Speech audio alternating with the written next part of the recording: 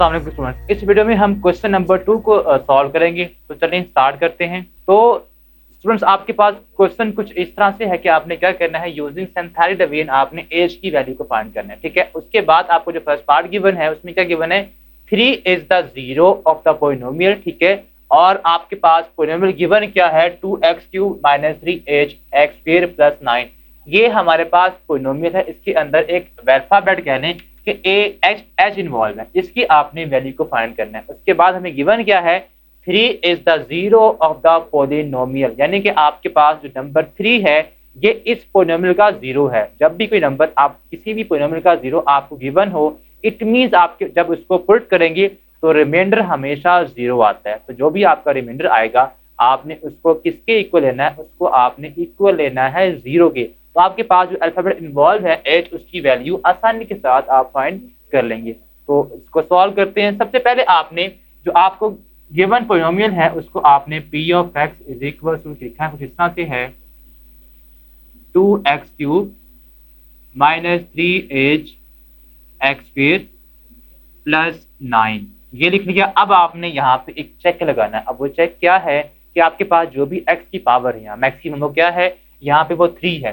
तो आप इस 3 में अगर 1 ऐड करें तो क्या बनता है, 4। क्या आपके पास यहाँ पे 4 टर्म्स हैं? अगर तो 4 टर्म्स नहीं है तो इट मींस एक टर्म आपकी मिसिंग है, वो आपने टर्म खुद से बनानी है। वो क्या होगी, आप देखिए यहाँ पे x³ है, उसके बाद क्या आता है x², उसके बाद x आता है, बट यहाँ पे x टर्म तो नहीं है। तो हम क्या करेंगे, खुद से यहाँ पे x टर्म लिख लेंगे जो कि क्या आएगी, 2x³ - 3h(x²) + 0x, यानी कि जो टर्म नहीं होगी उसका जो कोफिशिएंट होगा वो 0 आ जाएगा। ठीक है, +9 यहाँ पे हम वैसे ही लिख देंगे। उसके बाद कांस्टेंट टर्म। अब ये हमने उसकी जो शेप थी उसकी जो 4 टर्म्स बनती हैं वो बना ली हैं। अब जो भी आपको गिवन फैक्टर है या आप कह लें यहाँ पे एक नंबर की फॉर्म में है कि 3 आपका उसका 0 है, तो आपने सिंथेटिक डिवीजन 3 से स्टार्ट करनी है, यानी कि आपने डिवीजन स्टार्ट करनी है 3 के साथ। ठीक है, सिंपल। तो आप क्या करेंगे, आपने सिंपल आपने अब इसकी जो सिंथेटिक डिवीजन का इंटरफेस है उसको लेना है। अब उसमें क्या क्या आता है, उसमें यहाँ पे आपका जो फैक्टर है 3 यहाँ पे है, तो आप 3 को ही लिख देंगे। उसके बाद यहाँ पे आपने कोफिशिएंट लिखने हैं x के सबसे पहले जो बड़ी पावर है विच इज x³, तो आपने उसका जो कोफिशिएंट है वो 2 है, तो यहाँ पे आप 2 लिख देंगे। उसके बाद आपने क्या करना है, coefficient of x² which is -3h, तो वो आप लिख देंगे। और उसके बाद 0 जो कि x का कोफिशिएंट है, और देन लास्ट पे 9 जो कि कांस्टेंट टर्म है। अब आपने जो भी आपका फर्स्ट टर्म इन्वॉल्व होती है यहाँ पे उसके नीचे आपने लिखना होता है 0। इन दोनों को ऐड करें तो आंसर 2 आता है। अब आपने क्या करना है, अब आपने इस 2 को इस 3 के साथ मल्टीप्लाई करना होता है, तो ये आ जाएगा 3 2 6, तो वो आपने 6 यहाँ पे लिखना है। जब आप 6 को यहाँ लिखेंगे अब आपने इन दोनों को ऐड कर देना है। तो ये तो अल्फाबेट है, इसमें डायरेक्ट ऐड नहीं होता। ठीक है, तो आप क्या करेंगे, -3h + 6 लिख देंगे। ठीक है, अब इसके बाद आपने यहाँ पे जो भी आता है उसको आपने मल्टीप्लाई करना होता है इसके साथ। तो 3 3 9 और z आप यहाँ पे लिखते हैं -9h, और 3 6 18 प्लस का 18 आप यहाँ पे लिख देंगे। ओके, उसके बाद आप क्या करेंगे, उसके बाद अगेन आपने इन दोनों को ऐड करना। जब आप इन दोनों को ऐड करेंगे 0 में ऐड करेंगे तो फर्क कोई नहीं पड़ेगा, आपके पास वैसे ही नीचे आ जाएगा 9h माइनस का प्लस का 18। अब आपने क्या करना है, अब आपने इसको मल्टीप्लाई करना है इस 3 के साथ। 9 3 27, तो ये आप कह लें आपके पास बन जाएगा -27h। ठीक है, 18 को 3 से जब आप मल्टीप्लाई करेंगे तो 54 आएगा, सो प्लस का 54 ये बन जाएगा। सो ये हमारे पास कुछ इस तरह से बनेगा। अब आपने इन दोनों को ऐड करना है। जब आप इन दोनों को ऐड करेंगे तो ये आपके पास -27h वैसे ही आ जाएगा, और जो कांस्टेंट 9 है ये इस कांस्टेंट में ऐड होगा, तो ये बन जाएगा 63। तो आपके पास ये कुछ इस तरह से आ जाएगा।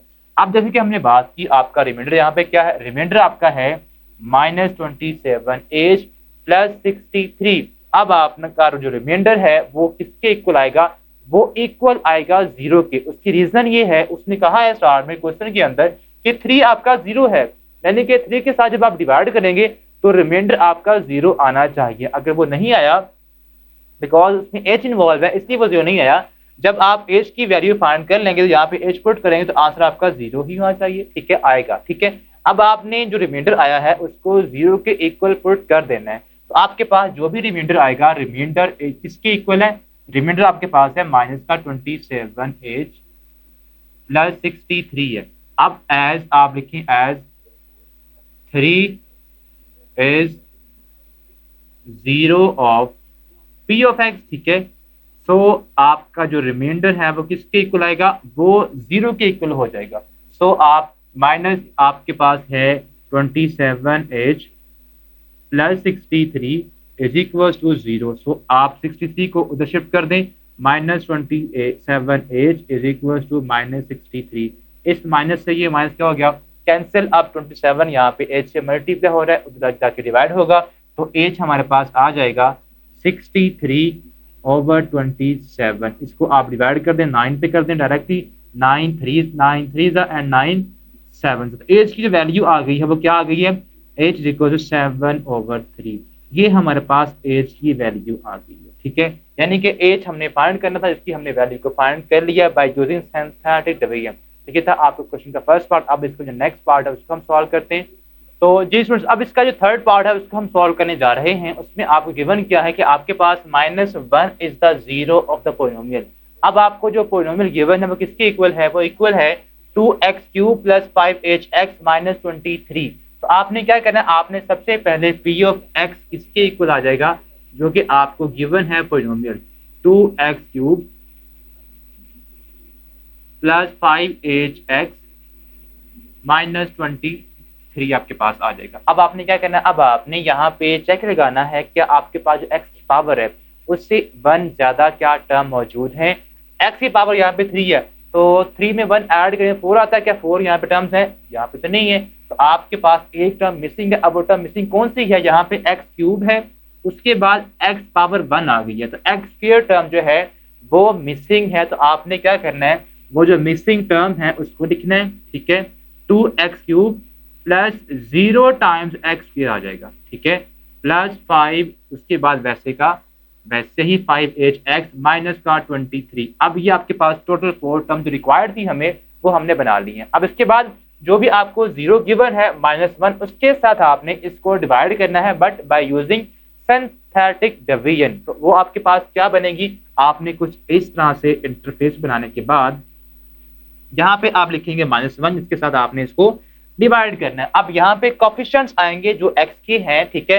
अब पहला जो आपका लीडिंग कोफिशिएंट है वो क्या है, वो 2 है, तो आपने यहाँ पे 2 को लिखना है। उसके बाद यहाँ पे नेक्स्ट x का जो कोफिशिएंट है वो 0 है, तो यहाँ पे हम लिखेंगे 0, उसके बाद 5h और देन -23 आ जाएगा, कुछ इस तरह से। अब आपने स्टार्ट कैसे करना होता है डिवीजन को, आपके पास जो फर्स्ट कोफिशिएंट है उसके नीचे आपने लिखना है 0, तो यहाँ पे हम लिख देंगे 0। अब इन दोनों को ऐड करेंगे तो 2 + 0 आपके पास 2 आ जाएगा। अब आपने इस 2 को इस -1 के साथ मल्टीप्लाई करना है, तो क्या आएगा, -2 आ जाएगा। जब इन दोनों को अगेन ऐड करेंगे तो यहाँ पे -2 ही आएगा। सो अब अगेन आपने इस -2 को इस -1 के साथ मल्टीप्लाई करना है, तो ये बनेगा -2 - 1 +2 आ जाएगा। सो अगेन अब आपने इन दोनों को ऐड करना है, 5h + 2 आ जाएगा, 5h + 2। अब आपने अगेन जो आपके पास इन दोनों को ऐड करने से आया है, इसको आप इस 0 वाले जो फैक्टर आपका है उसके साथ मल्टीप्लाई करेंगे।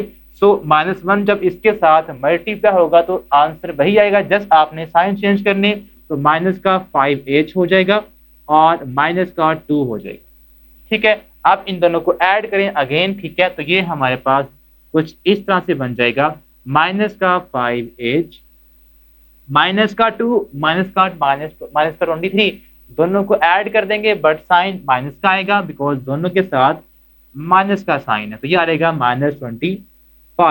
अब अगेन फर्स्ट पार्ट की तरह आपका जो रिमाइंडर आया है वो 0 होगा। उसकी रीजन ये है कि आपका जो -1 था जिसके साथ हमने डिवाइड किया है वो 0 है इस पोलिनोमियल का। जब भी आप किसी पोलिनोमियल के 0 के साथ किसी भी नंबर को डिवाइड करें तो ये आप कह लें कि 0 थ्योरम, 0 फैक्टर थ्योरम आपका है कि जब आप उसको डिवाइड करेंगे तो आपके पास जो रिमाइंडर है वो 0 ही आएगा, ठीक है। आपका ये चैप्टर 5 है जिसमें आपने ये आप करें थ्योरम जिसमें आपने अप्लाई किया था। तो आपके पास जो भी रिमाइंडर आया है आपने इसको इक्वल कर देना है 0 के। So remainder is equal to -5h minus का 25, ठीक है। एज आप लिखें as -1 is the zero of the polynomial, as -1 is the zero of p of x, आप सिंपल लिखते हैं, ठीक है, of p of x। So remainder is equal to 0, यानी कि जो आपका रिमाइंडर होगा वो 0 के इक्वल आ जाएगा। तो आपका जो भी यहाँ पे रिमाइंडर है जो आया है उसको आप 0 के इक्वल सपोज कर लेंगे, ठीक है, इक्वल कर देंगे। तो ये आपके पास कुछ इस तरह से हो जाएगा। अब यहाँ पे माइनस का 5h -25, अब आप इस -25 को वहां शिफ्ट कर देंगे तो इसका साइन प्लस का हो जाएगा। सो -5h इज इक्वल टू 25। अब -5 को डिवाइड कर दें तो एच आपके पास आ जाएगा 25 over -5, it becomes H is equal to -5। So H की जो वैल्यू हमें रिक्वायर्ड थी वो क्या आ गई है, वो -5 आ चुकी है। तो ये था स्टूडेंट्स हमारा क्वेश्चन नंबर 2, ठीक है, जिसको हमने ब्रीफली सॉल्व कर लिया। उम्मीद करता हूँ कि आपको इसकी अंडरस्टैंडिंग अच्छी तरह से होगी। अब हम नेक्स्ट वीडियो में क्वेश्चन नंबर 3 स्टार्ट करेंगे। तब तक के लिए अल्लाह हाफ़िज़।